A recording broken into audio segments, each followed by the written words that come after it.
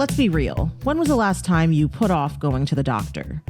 Maybe you said, I'm too busy, or it'll heal on its own. Or my personal favorite, I don't even know which doctor to go to. We've all been there. Booking a doctor's appointment can feel really daunting. But there's not really an excuse anymore, thanks to Zocdoc. Zocdoc is a free app and website where you can search and compare high-quality in-network doctors and click to instantly book an appointment. Most bookings happen within 24 to 72 hours, and you can even sometimes get same-day visits. I know that if I ever needed this, it's exactly what I'd use. Stop putting off those doctor appointments and head to Zocdoc.com/sportly to find and instantly book a top-rated doctor today. That's ZocDoc.com/sportly. Zocdoc.com/sportly. USAA knows dynamic duos can save the day, like superheroes and sidekicks or auto and home insurance. With USAA, you can bundle your auto and home and save up to 10%. Learn more and get a quote at USAA.com/bundle. Restrictions apply.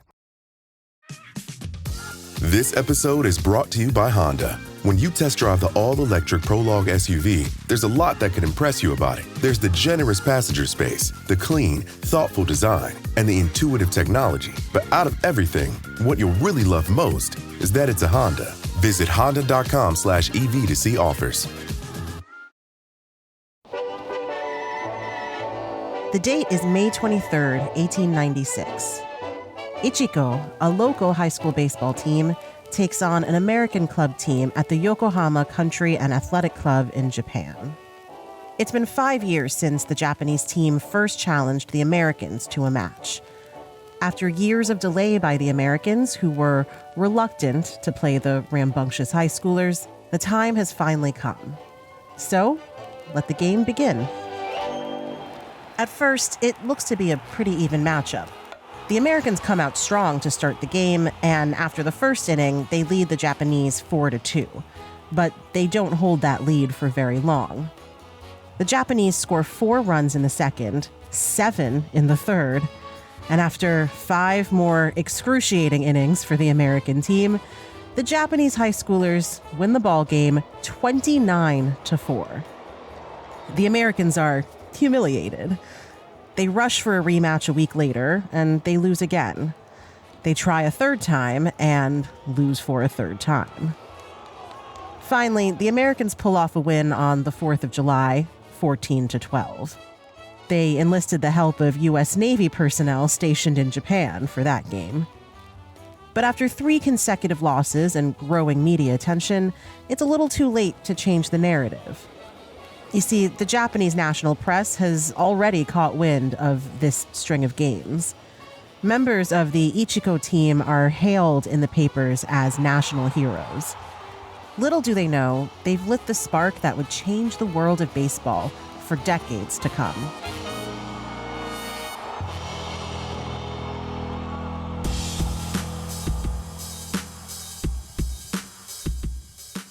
Hey everyone, it's Kavitha Davidson, and welcome back to Sportly. Today, we're taking a look at baseball in Japan.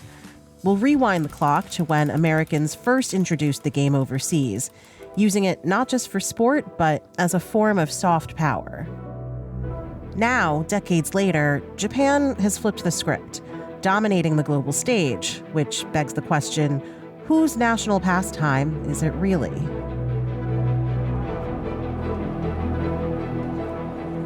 Baseball has been around in Japan for over 150 years. Though some historians disagree over when exactly the first baseball game in Japan was played, the credit for making it happen usually goes to a man by the name of Horace Wilson, an American.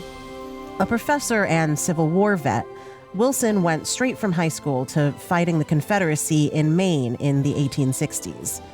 After the war, he set off to Japan to work as a foreign advisor and help the Meiji-era government modernize their education system. You see, Japan was in the midst of a rapid transformation, shedding centuries of isolation and looking to the West for models of culture, industry, and governance. And it was there, in the classroom, that Wilson introduced his students to baseball, a distinctly American pastime, as a way to just get them on their feet. Slowly but surely, the sport began spreading around Japan. Foreigners living in Japan created their own club teams, and local middle and high schools began taking it up too. Just a little over a decade from Horace Wilson's arrival in Japan, we get the iconic Ichiko-Yokohama match we opened with. After those games, baseball started spreading like wildfire across the country.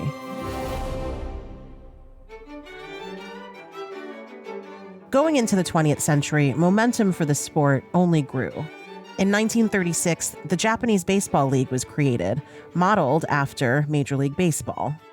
That momentum would soon be disrupted. As we know, the late 30s were a time of global tension that eventually gave way to the Second World War. Japan and America were obviously on opposite sides. We all know the horrific toll World War II took on humanity.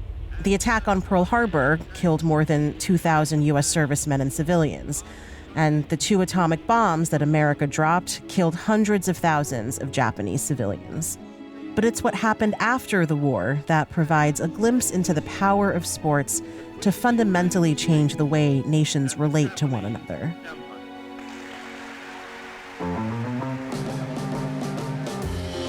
The year is 1953. The New York Giants arrive in Japan for a goodwill tour. Baseball has only recently started back up in Japan, a nation still reeling from the war and the after effects of nuclear attack. It's been just 1 year since the U.S. ended its occupation of the country, and many Japanese are still wary of America and her intentions. So, what's an American baseball team doing there? Well, the Giants got an invitation a few months earlier by the president of Yomiuri Shimbun, a Japanese newspaper. The tour is sold as a way to create some goodwill between the Japanese and American people. It's not the first time American baseball players have toured Japan with diplomatic aims in mind. Just a few decades earlier, Babe Ruth famously visited the country, quickly gaining the affection of the Japanese people, even as World War II tensions were starting to brew. So this was 1933, 1934, and what's really interesting about this time frame is that this is exactly the time, 1930s, that U.S.-Japan diplomatic relations was quickly souring, really deteriorating. That's Sayuri Guthrie Shimizu, professor of history at Rice University. But there was a sort of parallel, separate track of U.S.-Japanese relations with a lot of cultural affinity. There was a lot of Japanese admiration for American popular culture at this time, like American Hollywood movies, and baseball was one of these elements of U.S.-Japan's shared love that was still holding the relationship together in the 1930s. It's as if baseball has existed in a separate sphere from actual U.S.-Japan relations, though America has been able to blur the lines when they've needed some goodwill. This time around, in 1953, it looks like it's working again. The team lands in Tokyo to a swarm of Japanese officials, reporters, and photographers. Out on the street, thousands of fans cheer for the American motorcade as it weaves through the streets of Tokyo. Finally, the 14-game tour kicks off. The mood is bright, the teams exchange gifts, and there's even a statement from President Eisenhower back home. He writes, quote, "I enthusiastically support this kind of sporting and human relationship between the people of Japan and the U.S. The United States of America seeks the friendship of all, the enmity of none." Japanese Prime Minister Shigeru Yoshida echoes that sentiment, saying he hopes the tour will, quote, "be significant not only for the Japanese baseball world, but for goodwill and a better understanding between both peoples." As the games finally kick off, the country that seems to own the sport owns the field as well. The New York Giants crush the Yomiuri Giants 11-1. And that pretty much sets the tone for the rest of the tour. In all, the Americans win 12 of the 14 games with one draw. On that metric alone, the tour is a big success for America. But it isn't really about winning or losing. At this point in time, nobody was really questioning that the United States had the most skilled baseball players in the world. It's the fact that an American team drew over 100,000 Japanese fans to watch a game of ball. And let's not forget where we are in world history. World War II has ended, and communism is slowly picking up steam in Asia and Eastern Europe. The Americans are desperate for an ally in East Asia, and Japan offers them just that. A day after the New York Giants left Japan, Vice President Nixon would deliver a speech on the importance of U.S.-Japan relations in Tokyo. 3 months later, the New York Times published a photograph of MLB Commissioner Ford Frick presenting President Eisenhower a gift from the Japanese people in appreciation of the Giants tour. And with that, the tour could truly be considered a success. In short, these visits were a way to get the Japanese people bought in, not just on baseball, but on America herself and everything she claims to stand for: freedom, fairness, and democracy. But this story isn't exactly new, is it? We know that countries use sports for diplomatic aims, and there was plenty of that in the Cold War era. Check out our episode from a few months back on ping pong diplomacy, where we covered how the U.S. used baseball to normalize relations with Cuba. But what makes the U.S.-Japan case unique isn't just how America has wielded baseball as a form of soft power. It's how, in the many decades since, Japan has kind of flipped the script. Hideo Nomo in the 90s, Ichiro Suzuki and Hideki Matsui in the 2000s, and of course, the best baseball player in the world right now, Shohei Ohtani. Iconic players like these have become superstars in their own right in Major League Baseball. Ohtani's jersey is the highest-selling jersey in the US, Japan, and worldwide. America is no longer the singular dominant force in baseball on the world stage.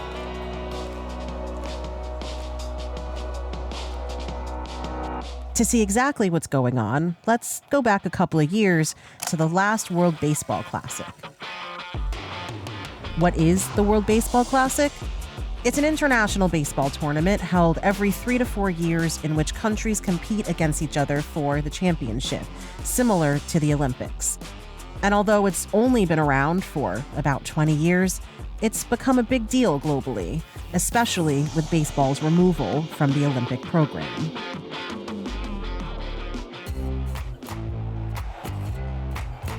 It's March 21st, 2023.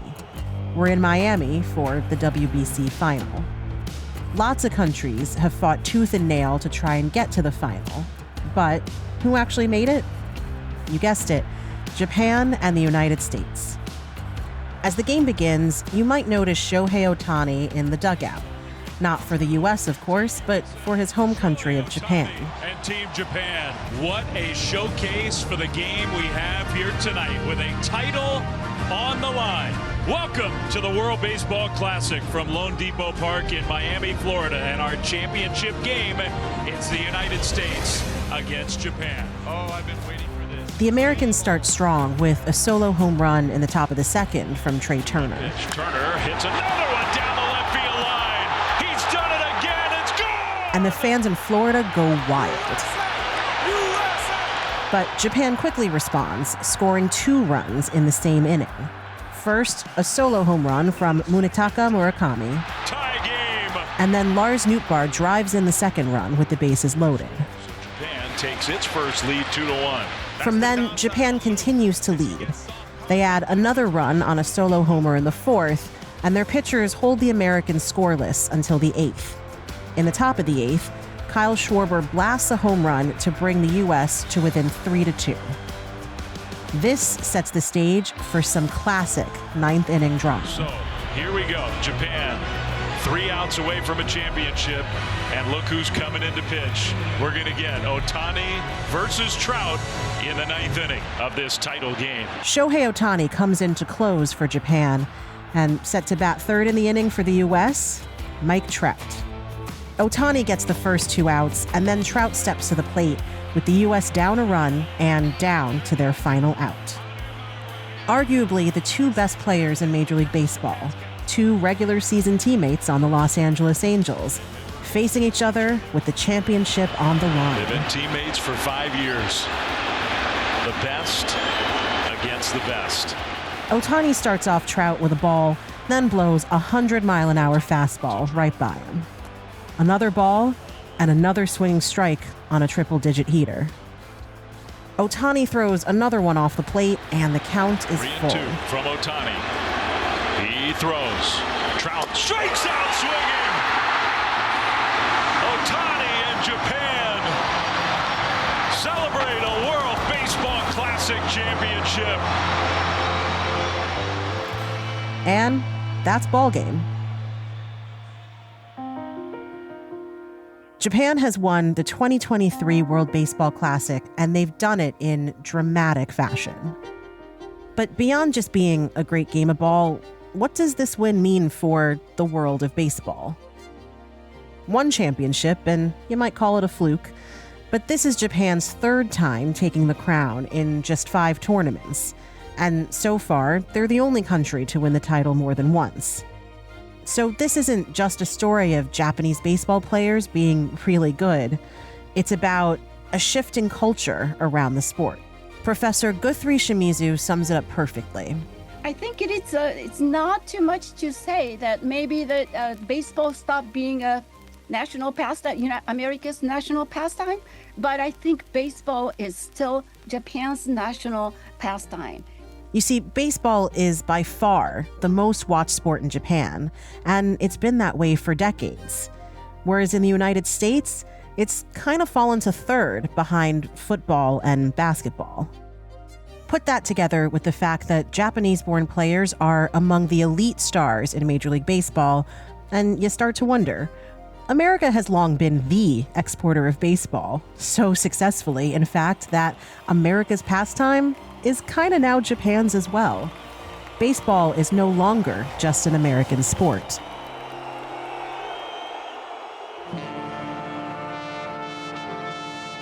Baseball dominates in Japan, and Japan has dominated baseball on the world stage. Now, of course, MLB is still the goal, the league that players around the world want to play in. And as Stephen Wade points out in an article for the Associated Press, it continues to be a problem for the Nippon League in Japan that they keep losing their best players to MLB. Just this year, 2 young Japanese stars, 19-year-old Rintaro Sasaki and 18-year-old Shotaro Mori, announced that they would bypass Japanese baseball altogether and start their careers in the U.S. And you can't really blame them when you look at the money. MLB's best players are making 10 times what players make in Japan. But even if they do make it big in the majors, they're still the product of a highly organized Japanese baseball system that yields some of the most elite talent in the world.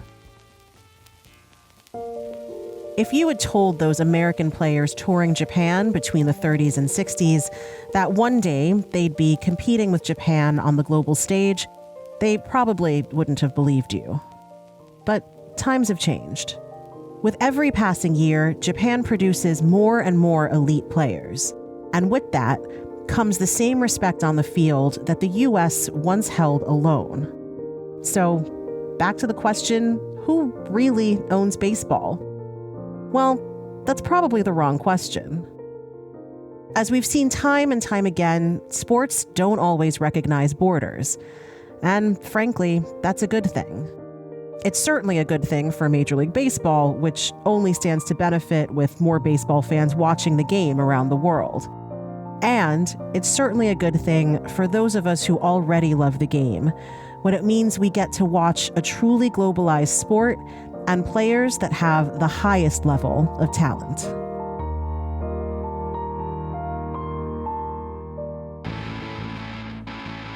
Thanks for tuning into Sportly. Tune in next week and every week after for a new episode. And if you have thoughts or suggestions for a topic you'd like me to cover, I'd love to hear from you. Please email me at kavitha@immigrantlypod.com. This episode was produced by Savia Khan, written by Nicholas Black, research and fact-checking by Shamir Nawaz. Our sound designer and editor is Paroma Chakravarti. Our theme music was created by Simon Hutchinson. Other music by Epidemic Sound. Tune back in next week for more Sportly.